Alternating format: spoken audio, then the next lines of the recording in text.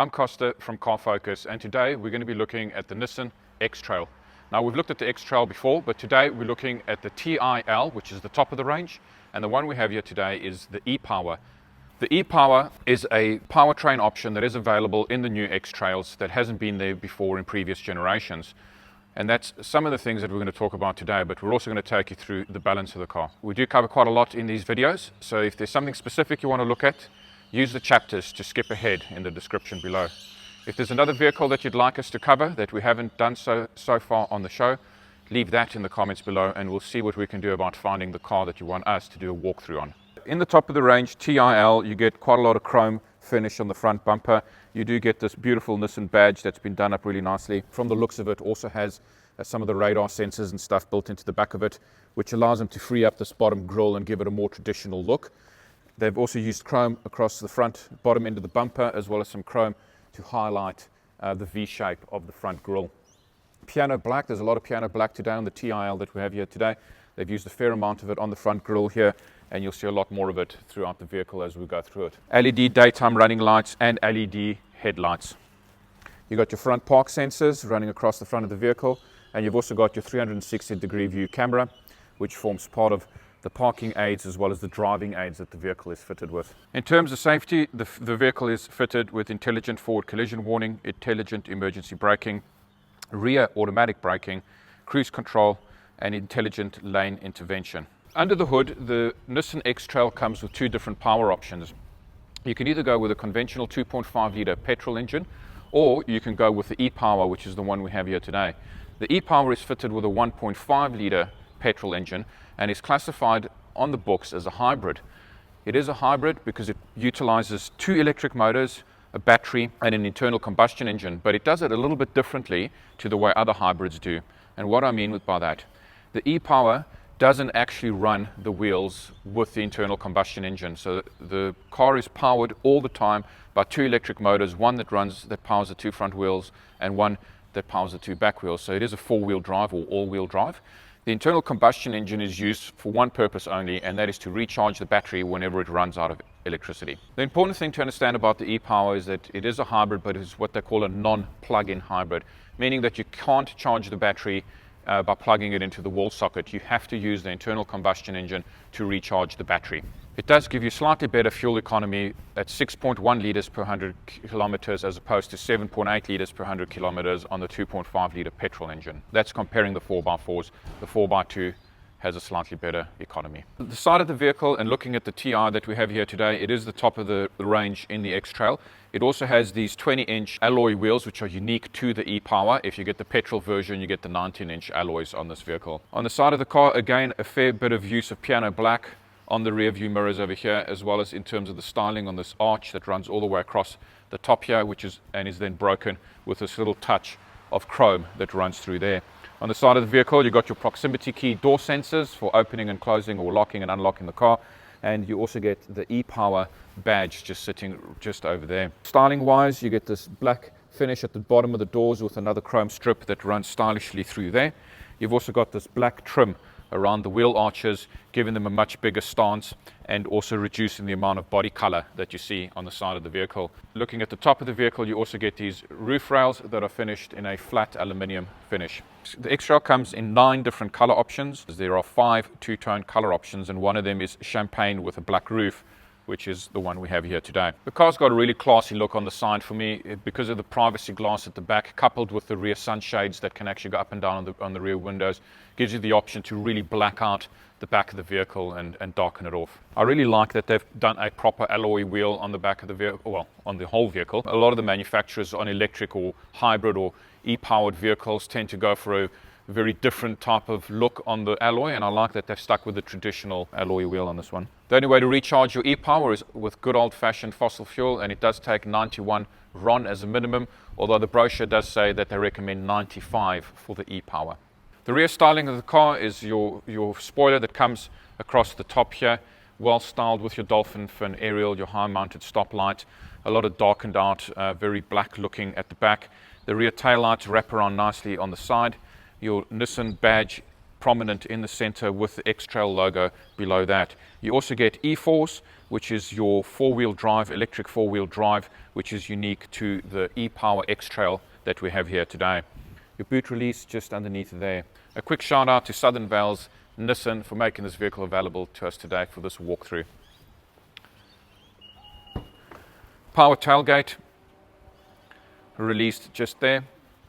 It also has a lock function and a open and close button right there. You can also operate it manually, and they've left the old school grab handle there for you in case you want to do that. Looking inside the cabin, you've got the split in the trim finish. So you've got black for the bottom half of the car, and then you've got a more of a beigey white finish for the top half of the car. It does break it up nicely. That means that your parcel shelf, your retractable parcel shelf, is in the beige section, so they've left that all in that color.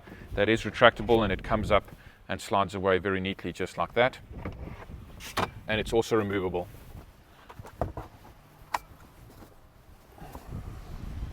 Your rear seats have a unique split, so they don't have the traditional 60-40 split. They split three ways, and the center seat actually folds down completely to form the center armrest. The boot is modulated, so you've got these removable sections that can be removed, but then they can also be modulated and create different types of compartments and brakes in the rear boot. They can also be removed completely if you don't want them, so that you can create more space for yourself. And then underneath that you've also got this section which comes out as well in quite a few different pieces. So no spare wheel, you've got a run flat kit, so you've got a small little compressor there that can re-inflate one of your tires, and then you also get this little compound that you can fill the tire so that you can still run it temporarily even if you've had a puncture. And your battery that actually sits at the back here, it wasn't under the bonnet in the front of the car. So that's your traditional battery that's used to start up the car.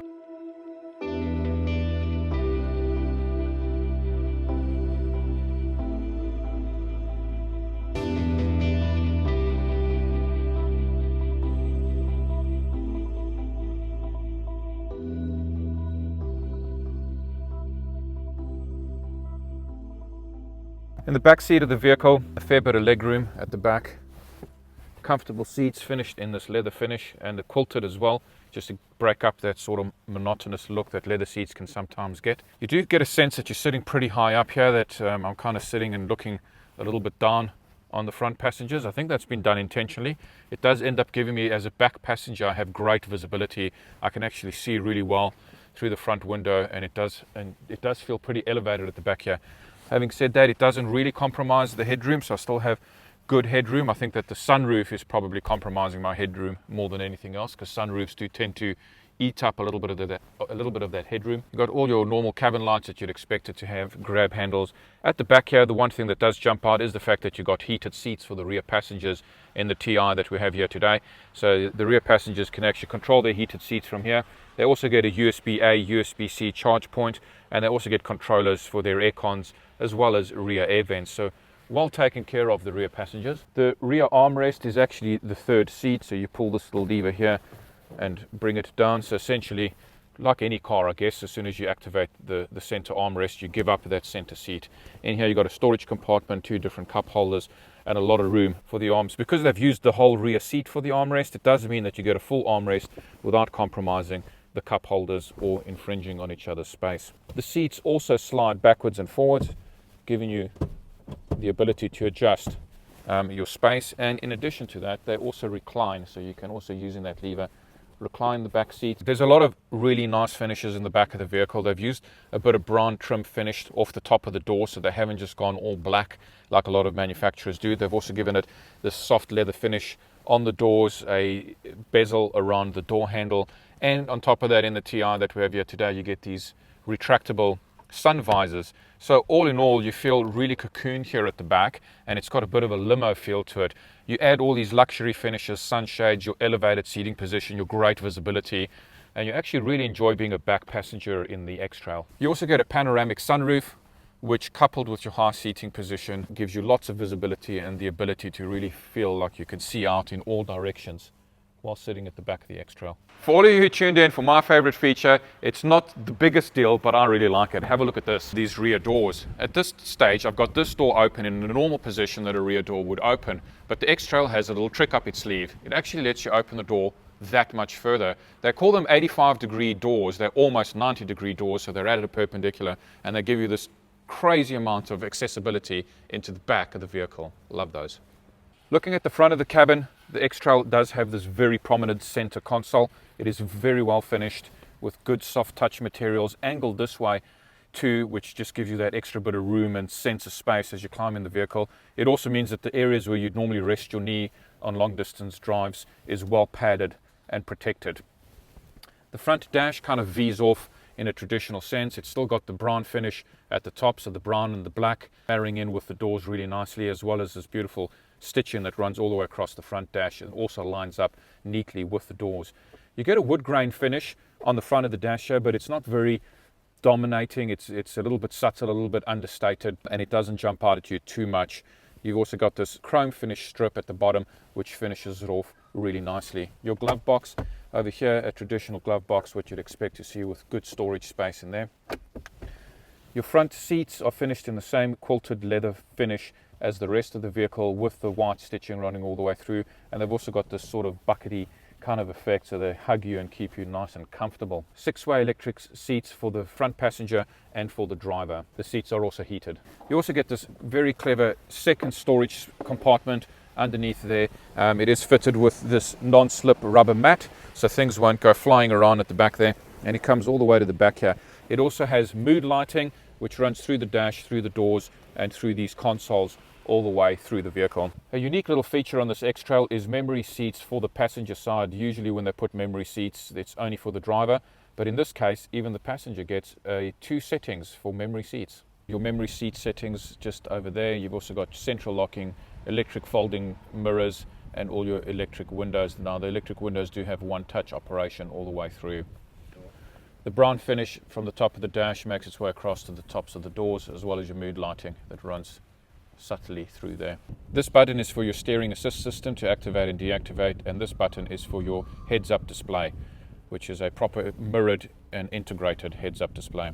Over here is your rear stat switch to brighten and dim the dash display, and this is your power tailgate release button. When you power up the vehicle for the first time, it is quiet because it's only powered up on the battery. It only engages the internal combustion engine when it needs to charge the battery. The screen we've got in front of us here is the energy flow screen, and it actually tells you what is happening with the battery, where your charge is sitting at, and when the combustion engine switches on, this actually fires up in orange, and it's constantly telling you this energy flow is actually better described while we're driving, so we might have to come back to that while we're driving. You can also scroll through here. This is your navigation menu, your audio menu, this is your autopilot or smart pilot. And this, from here you can go into your settings. In your settings you can control your ESP, your driver assist, personalize your heads-up display, your eco settings, your tire pressures, as well as a number of other different things that you can control there. You can also change your display to a more traditional dash display, like that. So with your speedometer on the right-hand side, your speed sign recognition settings over there, and then on this side you've got your e-power settings. You've also got quite a few different drive modes in the X-Trail. So you've got off-road, you've got snow, you've got auto, which is what the car is normally set in, you've got eco, and you've got sport. So in sport, the dash doesn't change. If you want to change your dash, you've got to go to your, you've got 2 different dash views, that one and that one. You can see now the combustion engine switched on and it's charging the battery. So there's nothing in the dash that would indicate what drive mode you're in. You actually have to look down at your analog dial controller on the center console, which is the one that you use to actually engage and change your drive modes. So looking at the steering wheel, it is leather finished steering wheel, nice comfortable feel. There's a very small amount of dull chrome that runs through here. I like that it's not a shiny chrome, because this can get irritating when there's a bright sunny day and you're getting light reflecting off of this into your face. So I like that. You've got the Nissan logo in the center with a nice little round finish on the steering wheel. Over here you've got your smart cruise control and your speed limiter. This is where you can set it, reset it and cancel it or pause it. Over here you can set your following distance. This is for answering your mobile phone, and that's your voice commands button. On this side you've got your onboard computer, so this is where you can activate the different menus, scroll through them and make your selections. Your volume settings over there, and your track skip settings, or buttons rather, over there. The steering wheel is got height adjustment, and it's also got reach adjustment. On this stalk here, you can activate your automatic lights, and you've also got your auto high beam, which is a button that you just press in there, and that comes up on the dash with auto high beam. This side is just your windscreen wipers, front and rear. They do have this nice rear wiper indicator, so that when you activate the rear wipers, it tells you what position they're in, as well as the front wipers. So once you move the front wipers, so you never have to wonder what position your stalk is in. According to the material, e-pedal is supposed to allow you to drive the car using only your accelerator. So as you take your foot off the accelerator, the car will slow down, and if you remove your foot completely off the accelerator, it should bring the car to a dead stop. I have found while driving it though that the dead stop doesn't happen quite as quickly as I'd like it to happen, and I still find myself using the brake pedal. So your center screen here, you've got your home button, a notification menu. In the home button, it splits it between your cruise control, or rather your sat nav, and your phone settings, Bluetooth, etc. You can also scroll here, so you've got different scroll options to go into your clock and time settings. You can engage your guests, so guests can come on and set up their phone and do all sorts of stuff and get remembered on the vehicle, as well as your apps. And then if you scroll again, it brings you back to the main menu. Here you can go into full navigation mode, which brings up the screen. It's pretty busy, so I guess you'd probably have to try and get used to that type of map. It is very different to what we come to expect from Google. Over here is your audio settings, so you can go through there, or you can Bluetooth to your phone, and then your phone settings. So over here you can set up phones, messaging, dialing, all of that kind of stuff. And then lastly, this last button at the bottom here is just some of your system information and GPS locations and those kind of things. So the Nissan X-Trail is equipped with 3 large interior display screens. The 12.3-inch advanced driver assist display instrument cluster, which is in front of you, your 12.3-inch touchscreen display, which is the center one, and then it's also got the 10.8-inch heads-up display, which sits just above there. There's actually a fourth one that they don't mention, which is the rear view camera is also fitted with its own display screen to complement the mirror. Your 360-degree view camera over there, you can see our tripods there and one of our cleaning cloths, so you do get good visibility all the way around the vehicle. There's also an audio sound that rings for when you're in reverse, just to warn people that the vehicle's there. As you can imagine, an e-powered electric vehicle with the internal combustion engine off isn't making any noise, so it doesn't want to warn pedestrians. So you can actually flick through different camera views using the camera button. So you can go to the left-hand side of the vehicle, or the back, or the 360 and the back. So those are your 3 different options. So it only really shows you the curb on the left-hand side because we're a right-hand drive vehicle. This is your rear view mirror, and it doesn't look like any normal rear view mirror I've ever seen in a car. It's very unique. In fact, there's a camera fitted to the back of the vehicle, and this is actually giving me a feed from that camera. If that's too weird for you, you can simply flick this switch over here and it will revert back to a normal mirror. Normally, you should be seeing my cameraman in this shot, but you can't because you're looking at a video feed. If you flick it this way though, say hello, there he is. It does have a menu button, so if you hit that menu button, you then get these other controllers here that let you scroll through the different options. Down and up is to adjust your camera, up and down, left and right is to adjust it, left and right, rotation is to rotate it, indications, language, backlight, and a whole license agreement. So you can flick through all of these different options, click OK, and switch things on and off. So pretty advanced little rear view mirror, really. Over here you've got your camera button. These are your track selection buttons. If you don't want to use the ones on your steering wheel, you can use these ones. Here you can also adjust your volume. You can also power up and power down the radio. And this is your night day dash display, which brightens and dims this center display screen. This center section over here controls primarily your aircon settings, but it also has your heated steering wheel, your air recirculation front and rear demisters. You've got your split climate control for driver and passenger, as well as your ability to put it into sync. You've got your heated seats on this side, drivers on that side, passengers on that side. And underneath here you've got all your normal aircon controls. You've also got your rear passenger controls that you can control from here. Going further down here, you've got your start-stop button, your USB-A, USB-C charge points, as well as a 12-volt power point just there. Below that, you've got at an angle, which is great. You've got your wireless charging. I like the angle because a lot of the times when these are flat, the phones kind of slide around in there and sometimes lose connection with the wireless charging. So this would always ensure that the phone is sitting snugly in the right place. Your e-pedal button over there as well as your EV button that sits just there. You can put the car either in full EV mode or auto mode. I like to just leave it in auto mode. Shift controller, P for park is the button just over there, and by pressing this button on the side here, you can also shift it into drive. And once it's in drive, you can just slide it forward into neutral, and to get it into reverse, you've got to press this button again and slide it into reverse, just like that. Your electric park brake with auto hold functionality, and your drive mode selector. As we mentioned earlier, your drive modes don't have an indicator on the dash. This is your drive mode selector, so you can just see there which eco, sport, normal track, that's snow, and that is off-road. You also have your hill descent assist, which if you just press that little button, your hill descent assist switches on, so that would go hand in hand with your off-road. Center armrest just releases with a button just there, and it opens up into a split. You've got a storage compartment in there, and you've got a bigger, deeper storage compartment right to that as well. So I think this energy flow thing is the one I want to show. You can actually see when you're braking that the brake lights come on. Blue is the battery, and it's showing you at any given time which motor it's actually using to drive the car with. That's what the little blue lights are for. So you can see there that sometimes it's in front wheel drive. As I start decelerating, the wheels light up blue. Now it's just in front wheel drive. So you can see it's only using the front motor to drive the car. As I accelerate, it engages the back wheels as well. So you can see the little blue line going to the back wheels.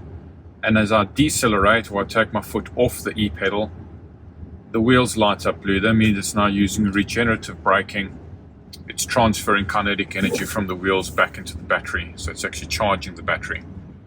And as I accelerate, the little blue wheels go away, and it's now powering the wheels again. Now if we drive around long enough, eventually the charge on the battery will become low, and it will engage the internal combustion engines to charge it. So now that the charge in the battery is a little bit low, it's switched on the internal combustion engine. You can see that orange lights come on, and it's now feeding power to the battery to charge it. Thank you for watching our video on the e-powered Nissan X-Trail. If there's any other vehicles that you would like us to do a walkthrough, please leave that in the comments below. Don't forget to like and subscribe to our channel.